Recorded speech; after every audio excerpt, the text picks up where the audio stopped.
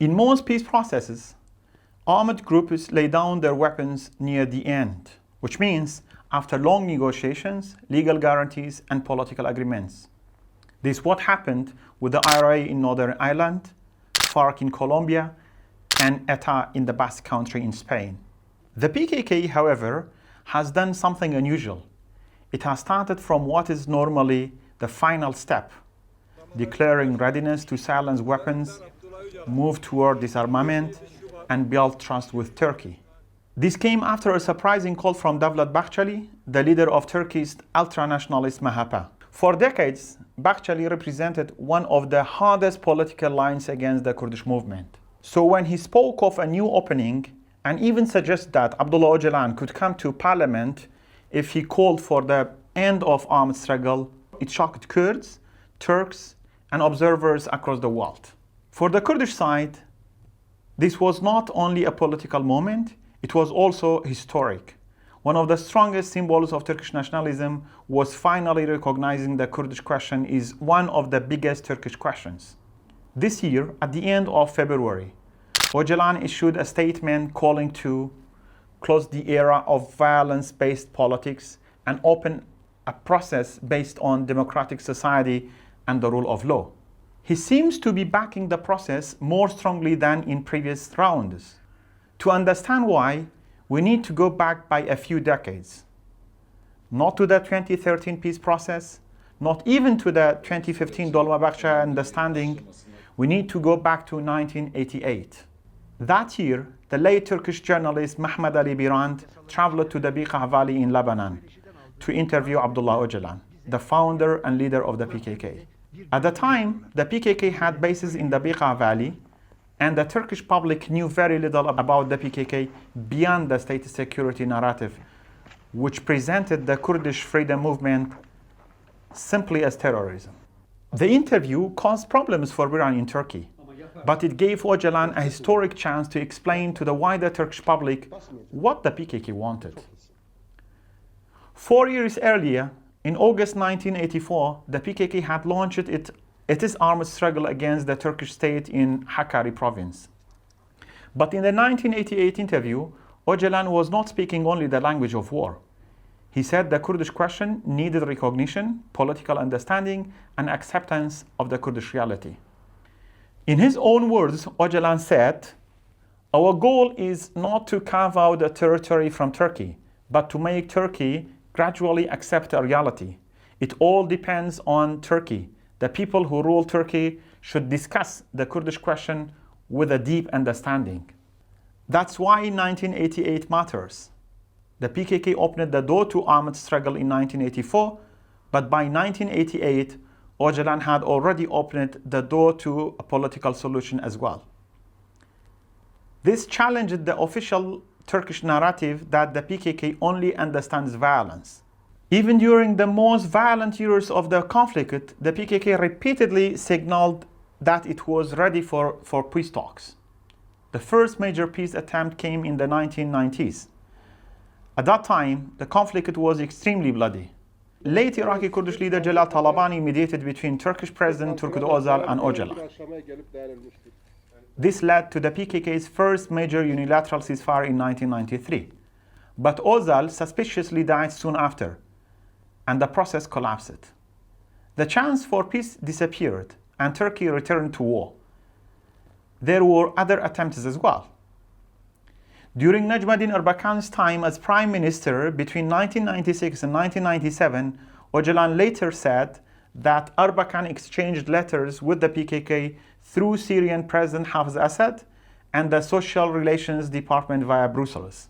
But that effort also failed after Erbakan was removed from power in what is often called Turkey's postmodern coup. Then came 1999. After Ocalan was captured and taken to Imrali prison, many expected the conflict to enter a new and bloodier phase. Others thought the PKK could not survive an internal rift in Ocalan's absence. Instead, Ocalan called for peace. He asked the PKK to stop fighting and withdraw from Turkish territory. Between 2001 and 2004, there was another unilateral ceasefire. As Turkey changed its stance on the death penalty under European Union pressure and its ambition to join the EU, the PKK also responded with a ceasefire and considered it a goodwill gesture to resolve the Kurdish question.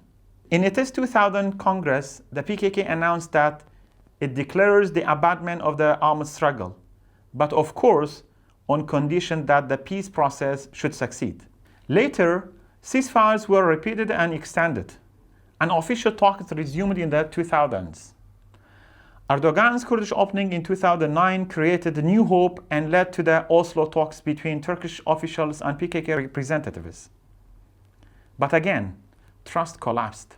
The leak of the Oslo talks, state pressure, arrests, and mutual accusation destroyed this process too. Then came the most promising phase, the 2013 peace process.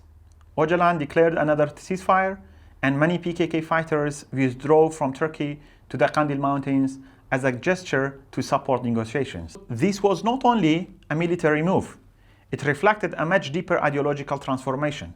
The PKK had started as a Marxist national liberation movement that wanted an independent socialist Kurdish state. But over time, Ocalan moved away from the nation-state idea, something already visible in his 1988 interview. He later developed what he calls democratic confederalism, local democracy, women's liberation, ecology, and coexistence between different ethnic and religious communities without changing official state borders.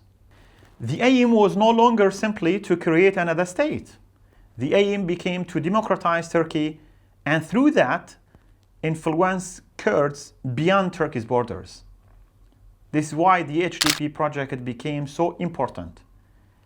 It brought Kurds, Turks, leftists, women, minorities, workers, and democratic forces together under one democratic umbrella. In June 2015, the HDP won 13% of the votes. That was historic for the Kurds. For a moment, it showed that the Kurdish question could become a democratic question for all of Turkey. But that moment also frightened the Turkish state and the Erdogan government. At the same time, the rise of Rojava in northern Syria became another major point of conflict between Turkey and the PKK. Some younger Kurdish HDP leaders also overestimated the victory. Instead of using it only to deepen the peace process, they turned it against Erdogan's presidential project. Politically, that backfired. Then one of the most important understandings between Kurds and the Turkish state, the Dolmabahce understanding, was rejected. The peace process collapsed. War returned, Turkey entered a more authoritarian period. And the Kurdish political movement faced arrests, trustee appointments, military operations, and intense pressure beyond Turkey's borders. Some Kurdish towns were reduced to rubble. The failed coup attempt in 2016 then killed almost every remaining prospect for peace. Since then, the Turkish state has tried to defeat the Kurdish movement militarily. Drones, intelligence operations, cross-border campaigns both in Iraq and Syria, and target killings have weakened the PKK's military space, but they have not ended the Kurdish question, and the military prowess of the Kurdish movement remains intact. This is what the main lesson of the last 40 years. Turkey can weaken the Kurdish armed struggle, but it cannot bomb the Kurdish question out of existence. The PKK has deep roots in Kurdish society, strong ideological discipline, a major presence in the Zagros Mountains, and support networks across Turkey and beyond. As long as Kurdish question remains unresolved, the PKK will retain the ability to survive, organize, and mobilize. At the same time, the PKK can continue to show advanced guerrilla capacity, but it cannot defend the second largest army in NATO. So both sides may have reached a hard reality. Neither side can achieve final victory through war and violence. This is where the theory of ripeness becomes useful. In peace studies, a conflict becomes ripe for negotiations when both sides realize that continuing the war is too costly and victory is impossible. This does not mean they trust each other. It means they understand that the old path has reached its limits. There is also a regional reason why this moment matters. Turkish strategists and parts of the security establishment have become deeply anxious about developments in the Middle East. After the 7 October events and the Iran war, strong statements from some Israeli politicians create fears in Ankara that Israel might eventually turn its attention toward Turkey and that the Kurdish discontent could be used to destabilize the country from within. Whether this fear was fully realistic or not, it was not entirely baseless in the minds of Turkish decision makers. The region is changing quickly, and Turkey fears being surrounded by conflicts it cannot fully control. Ocalan seems to have understood this danger. As he did in Syria, he appears to be trying to prevent a wider war. His message was not only about ending PKK-Turkey conflict, it was also about preventing many Ghazas from appearing in Kurdish areas in Syria and Turkey. This is important because if this peace process falls, violence will return. But this time, it may not come mainly from the mountains. It will come from the city centers, from frustrated young people, from urban anger, and from a generation that no longer believes politics can deliver justice. The PKK's logic has long been that weapons must be silenced, but a legal solution to the Kurdish question must follow. One of the main reasons the 2015 process failed was that the Turkish state never took the solution to parliament and never turned it into law. This brings us to the current phase. In February 2025, Ocalan made another historic call in response to Bahçeli's opening, asking the PKK to move toward disarmament and dissolution as part of a new peace and democratic society process. The PKK responded with a ceasefire and later announced steps toward withdrawal. In October 2025, in Kandil, the PKK announced that its remaining fighters would withdraw from Turkey to Iraqi Kurdistan. When I visited Kandil in November 2025, the mood was serious but not celebratory. The message from the movement was clear. They are ready to move, but Turkey must create the legal and political conditions for peace. This is the central issue today. The PKK has taken very serious steps, but Turkey still needs to address the requirements for peace to succeed.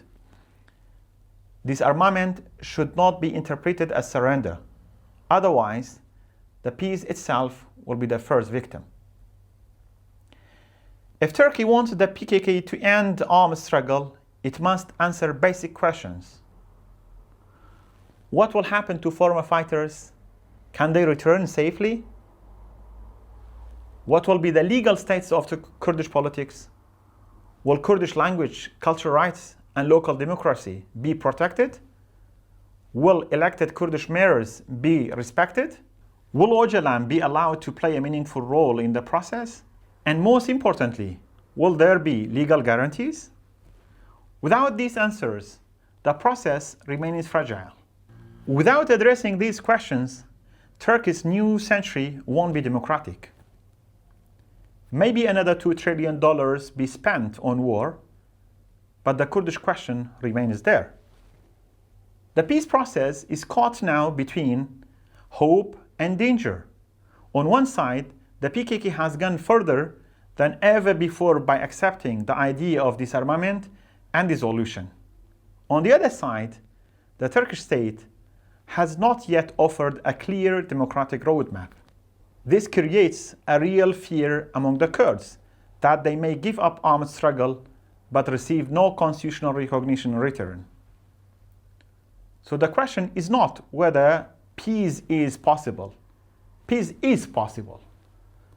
The real question is whether Turkey is ready to solve the Kurdish question politically and legally, instead of only managing it militarily. If Turkey chooses democracy, this process could transform not only Turkey, but also Syria, Iraq, Iran, and the wider Middle East region. A democratic solution to the Kurdish question would weaken authoritarian nationalism and open space for a more peaceful region.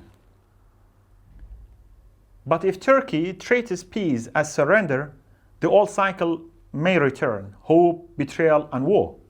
The lesson from 1988 to today is clear. Peace attempts have failed not because there was no desire for peace, but because peace was never protected by law, trust, and credible guarantees. This time, if peace is to be real, it must be more than a ceasefire. It must be a democratic settlement built on legal recognition of Kurdish rights and a serious political framework.